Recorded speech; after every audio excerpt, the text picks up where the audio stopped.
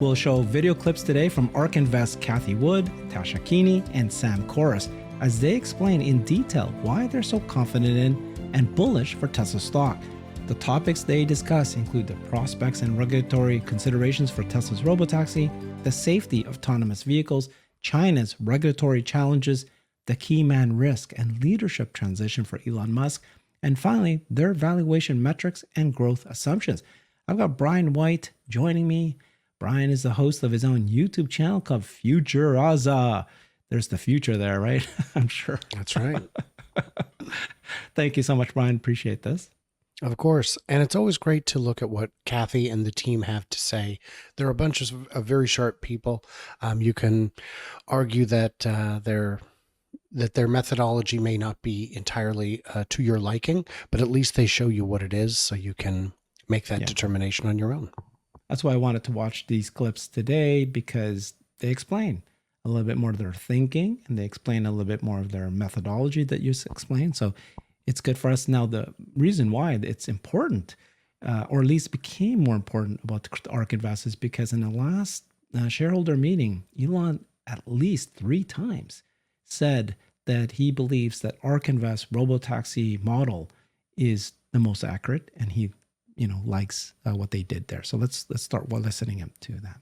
The last point that I want to touch on here is thesis risk. And again, we've discussed a number of points that come into play in this category here. But so in the valuation for thesis risk, we have done a Monte Carlo analysis for Tesla. So we have many variables, and we vary, the top and bottom end of those ranges based on the probabilities, that we think are appropriate. For instance, we think that it's likely that that Tesla could launch a robotaxi network in the next couple of years. So we think there's a very high probability they will do so at least in the next 2 to 3 years.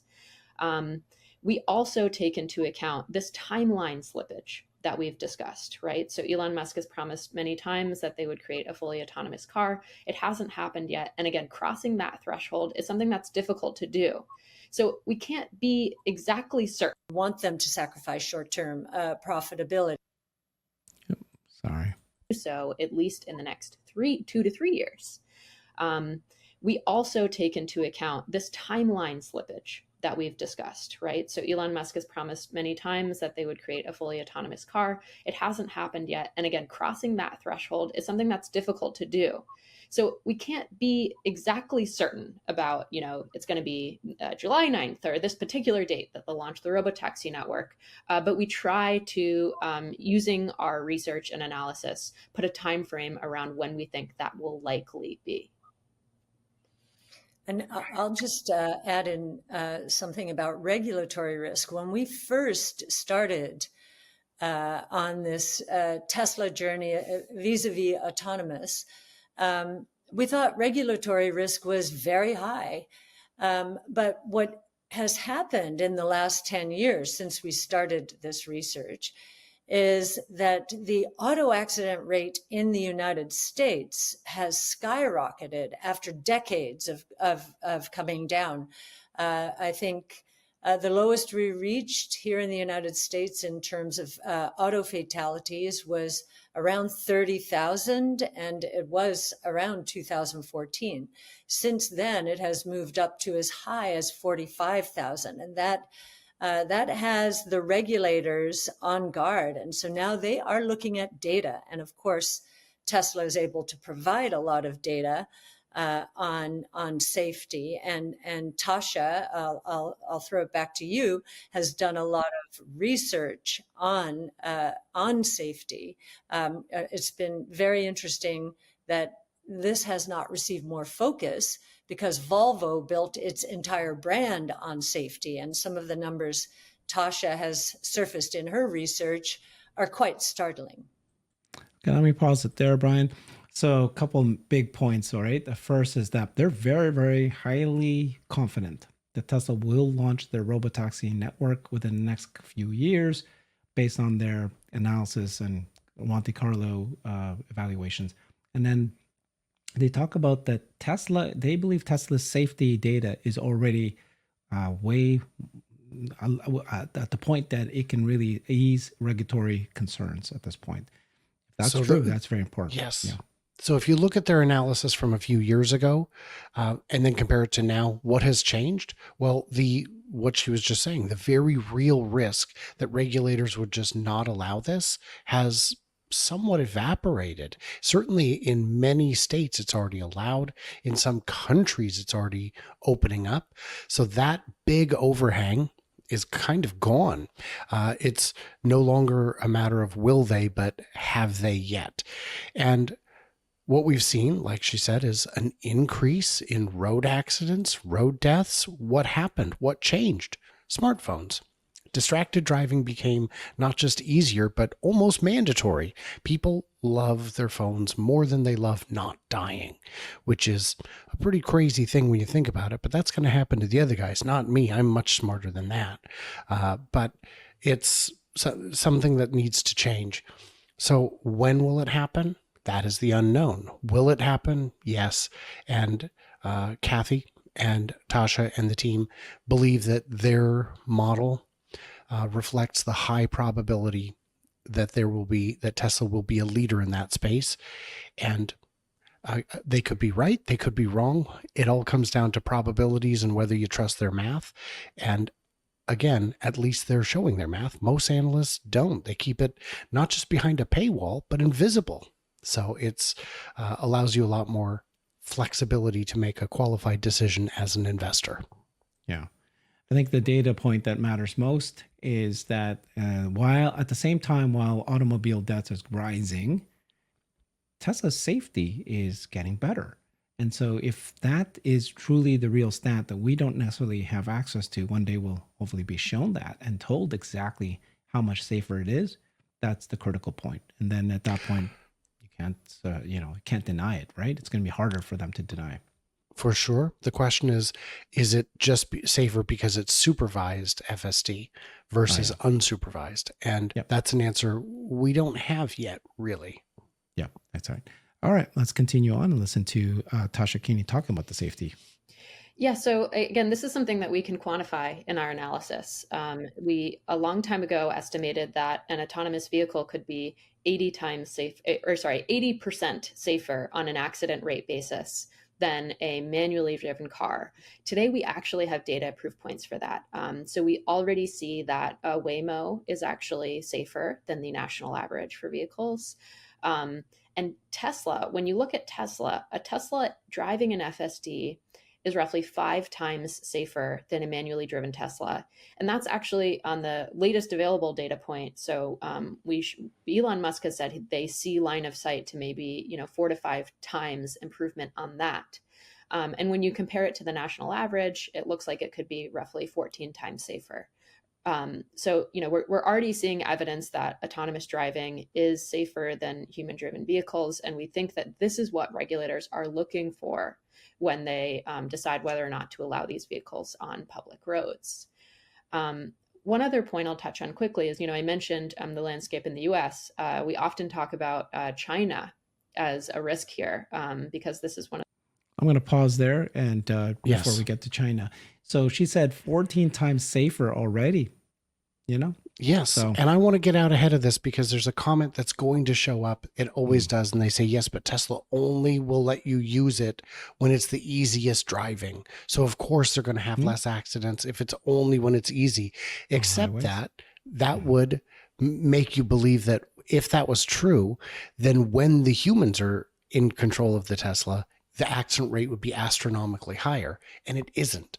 A Tesla driven by a human without any of the ADAS systems enabled is still safer than the average car because it's got more traction, better brakes, collision warning, all kinds of safety things that are considered passive in that regard, that are not actually taking control, that make it safer all the time, but vastly safer when it's in an autonomous level of driving. Quick comment that what I like about this we're watching here is obviously ARK Invest is actually digging through the research and knows the numbers. Very few others actually even bother, right? So we'll have to take that into consideration. of the world's largest auto markets. Of course, Tesla operates in China. This is a different regulatory regime. So far, we've seen Tesla was the first automaker to wholly own their factory. We just found out that they are in discussions with the Chinese government, potentially about taking data outside of the country. That's not decided yet, but if that is true, that would be a major step forward here. But of course, this is a risk. So in our valuation, we actually account for lower economics in China on autonomous driving than in the US. And it's because we think they will have to play ball with local players. And Sam, why don't you talk a little bit about Keyman risk? Okay. So that's China. Before we get to Keyman risk, we just did a show we will publish. I actually don't know which one will come first, but we did another show, you and I, where we covered Morgan Stanley, Adam Jonas, saying that they're concerned about China as well. Tesla's AI, whether it's a robot or cars in China, both ways, right? Whether or not China will actually allow something like this that can be used for military use there, but also the opposite, which is the US government itself may ban and may not put regulations on a US company to share AI because it can be used for both civilian and military. So ARK Invest already considers that and puts a lower kind of just, a little bit more risk on that, so lower their estimates for China. Yeah. And that is a real risk. All of those are absolutely real risks. My problem with them is that they're over the horizon and very difficult to see from here. But I would say that Tesla is so many companies that if they had to have a wholly separate China division that can't in any way interoperate with the US division, it would it would be annoying, but it wouldn't be the end of the world. And either way, even with these risks, look at any of your big tech companies, any of your tech stocks you might want to invest in, this risk is there. Yeah. So it will all sink or swim together, I suppose, on that front. That's very good, because every company is now an AI company. Yes, and all the big tech companies operate as much in China as they possibly can because the market is vast. Yeah. Okay. Let's listen into the Keyman risk. It's another important part of thesis risk. Certainly, right? Elon, we've discussed how central he is, particularly in getting the best out of people, driving the autonomous vision. And so we do take that into account, and the importance of his role there through the launch of Robotaxi. I think even he himself has said it, at a certain point, it won't make sense for him to be the CEO and to take a more visionary or product-driven role. But I think it is, and we've discussed it, important to drive that autonomous team to get to a commercial launch. I mean, I wish that he actually he just said, oh, it's a risk. Yeah. But I wish he actually gave us some sort of magnitude risk or some sort of, how did it impact their stock price targets and all that. But I imagine if you asked, you could get them to give you that answer. But I'd be curious too. Is this when Steve Jobs left the Apple and also the world, the company was in an uncertain position? Is the company going to be able to execute moving forward? And the answer turned out, because of the plan of succession was so thorough and robust, that execution has been fantastic. What's missing is vision. And I don't know how you replace a visionary. It's easy to identify people who can execute, but to identify visionaries is very, very difficult. So I think the risk isn't that Tesla wouldn't grow, and that it isn't that it wouldn't grow substantially. Yeah. It's that it wouldn't grow in new directions. It's an absolutely big risk, a big impact to the company. Elon Musk is Tesla. All that is important. Having said that, I've asked this question to many, many people, experts, and what they think. And my answer is that the good news is that we're pretty mature in factories for automobiles and electric vehicles. We are much further ahead in the Robotaxi, FSD. It's no longer just 4 years ago. We're still struggling how to solve the problem. We think we've solved the problem. we're headed towards solving the problem, and it's only time will get us there. And by the way, like basically Elon's contribution to autonomy may not be as important as it was several years ago, because now it's just a matter of feeding more videos, meeting more, algorithms and so forth, and more servers. So that may happen. And then the bot is now in third generation. So again, all of his inputs. Again, I'm not saying that he wouldn't even make it better, but it's just that at the very all these big giant projects are moving forward and they're already here. So yes, the risk is always there, but the longer we go and he's able to contribute, the more some parts of the business will grow and just keep growing regardless. But okay. Right. Yep. Yeah. All right. Let's watch the rest of the clip here. So Tasha, why don't we wrap this up on valuation and bring to life the valuation exercise that we do? I'll just set it up. Our chosen metric is enterprise value to adjusted EBITDA. And we adjust EBITDA in two ways. One, stock-based compensation. We do believe it's extremely important to motivate employees, including Elon, by the way, and his pay package, and really have them aligned with shareholders. And then the second adjustment is for R&D. Our companies, we normalize the R&D. Our companies typically are spending a disproportionate amount on our R&D, which of course we also want. We want them to sacrifice short-term profitability, because especially in an AI world, it's winner take most. So we make the assumption that our EV to EBITDA multiple is going to decay towards a market multiple in the next 5 years. And our analysts have to believe that the combination of revenue growth and margin expansion is going to overwhelm that valuation degradation. So Tasha, you want to talk a bit more about that? Oh my gosh. My clip got cut. I'm sorry. Darn it. Well, what about that did you want to discuss though? I mean, obviously this is, I think, pretty straightforward from what I heard there, right? Nothing fancy there. Earnings, revenue, what's it going to be in the future? And then bring it back down to present value. Yeah. Yeah. What I hear her saying is we can see the flywheels being spun up.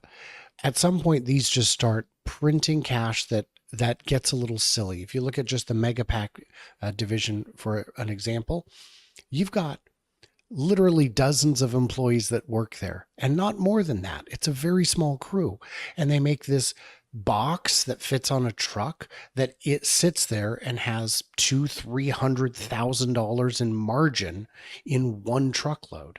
That's outrageous.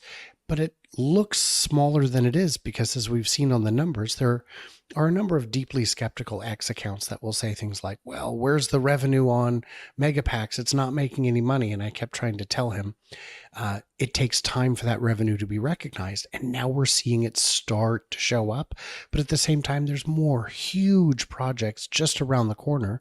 You and I will have discussed this on a show on my channel that are always in the pipeline, and that's from one Megapack factory. There's going to be a second one within about 6-8 months. It's going gangbusters. The real risk I see for Tesla stock is those 65,000 missing coffee mugs from Giga Berlin. It's going to be a drag on the company. No, of course not. Okay, come on. I think I found it, so let me go ahead and play and see if this works out well. Sure. So let me go ahead and play it and see if I don't know if I'm exactly where she was starting to talk. On the largest portion of the value pie that we're assessing here is autonomous driving. So we value each of the business lines with their own multiple. We're assuming a 19 times multiple here. So that's, as Cathie mentioned, big compression from roughly around 60 today to 19. And actually on the other business lines, including electric vehicles, we assume even lower multiples of around 12 to 13. So blended, the average multiple is actually even slightly lower than 19. So again, we're valuing the business as if an acquirer is looking at Tesla and the cash that it generates, and basically assuming that it's being valued as a mature business, when in fact we actually think that Tesla will still be growing at a significant rate in the 5th year of the model. So we look at this as a relatively conservative assumption, when we assess sort of the value over 5 years. Okay, here. so that's good news. What she said there is that the PE ratio for 5 years is actually at 19. So there's no longer a growth company. And being conservative like that, assuming that in 5 years, no more growth anymore, the bot, there's no new businesses, just leave it at that. And then just in these existing business, by the way, they don't even add in the bot, right? They don't even talk a lot about energy. This was all about the autonomous vehicles, what I understand. Right. And it's difficult to model things that aren't in the market yet, that are hard to see and wrap your head around. I just admire that they're trying. And the problem I've been seeing over and over with people trying to model bots, I've had people reach out to me and say, look at my bot model and tell me where it's wrong. And I say, all of your numbers are too conservative. And they say, yes, but when I don't use conservative numbers, they get insane. And you know that, because I don't know too many people who follow the bot side more than you, along with your team, with CERN and Dr. Scott and Dr. Know-It-All. So you guys do some great coverage on that. And that's where I steal a lot of my best information. I steal all my info from you, dude. Uh-oh, we're in trouble. I do. You have so much great info, always very, very spot on. You're much more of the actual numbers, right? You say you have this philosophy where I won't say anything unless it's proven, and I've got several sources. Right, and I see a lot of people who say, I think that this is a good move because these two things could happen in sequence in the future, and I say that's a lot of assumption. I need to deal with facts, and it doesn't always make me popular because some people don't like the facts, but that's where the conclusions are. Okay. I guess there's rules for both, right? You need to know a little bit more facts, but sometimes, like we just said, ARK Invest is willing to go out and model this out, and you need to do something like this because it's real. I mean, at one point, somebody did the same thing for the iPhone, and if you said, who knows? I'm not going to put anything down. But the thing is, with their Monte Carlo, it shows all the different possibilities. Exactly. Yes, the probabilities with the likelihood. So they're not saying, I am predicting the future, it is this. They're saying one of these is the future. Let's try and determine which one's the most likely. And that's the kind of analysis that I think is the most honest. Well, the most bold thing that they have said now is that they have 97% probability that Tesla's Robotaxi network will launch in its next 2 years. And then they say on the 3rd year, 4th year, and 5th year, the probability that it'll launch on those years is infinitely small, 3%, 2%, 1%, because they, from all the signs, all the research they've got, they truly believe that Tesla's Robotaxi network will go out in those 2 years. And that's a bit of a stretch, because we know that Tesla and Elon, sometimes things slip. For sure. This is the impossible being delivered. So it might not happen in 2 years, but others will say it doesn't matter if it happens in the 3rd year, the 4th year, even the 5th year. It's a disappointment for us, but it's still so significant that, depending on your time frame. And that's the camp I'm in, is that the people saying, oh no, Robotaxi events delayed 2 months. I say, did it matter which month Henry Ford built the first assembly line for the Model T? Which month was it? Which month was it? Well, what if it was April. 2 months late? Oh, the world would be... it was 2 months late. We don't have flying cars and jetpacks. Right, that's why. That's why. Man. But then, do you remember that one fun thing that we did one time? You and I did a show, and we showed a New York Times article, and it said that the Wright brothers, and it literally said, there'll be a million years. A million years. Powered flight? Powered flight, 1 million years. Come on. No way. We can't What happened? 19 days later. 19? Was it 9? I think it was 9 days later. See, I'm off by magnitude. 9 days later, You Or were go closer over, than did they your thing. were. That was so. That was great. Eh? That's I hope unbelievable. I hope that people harass that guy for the rest of his life, because What? wow, the Like, what author. Well, that's like 19 whatever. So he's long dead. Come on, dude. Right? No, but I don't mean now. I mean At from that time. 9 days on, people go, oh yeah. Hey, you should probably check. You know what? I'm not taking advice from the guy who said there wouldn't be powered flight for 1 million years. Okay. Yeah. Probabilities All right. is important to think about. Thank you so much, Brian. Check him out on his Thank you, YouTube Herbert. channel, FutureAza. Thanks, everybody. Bye-bye. I've created a website that is the most comprehensive resource for the Tesla investor. Please check it out. Simply go to my website at herbertong.com.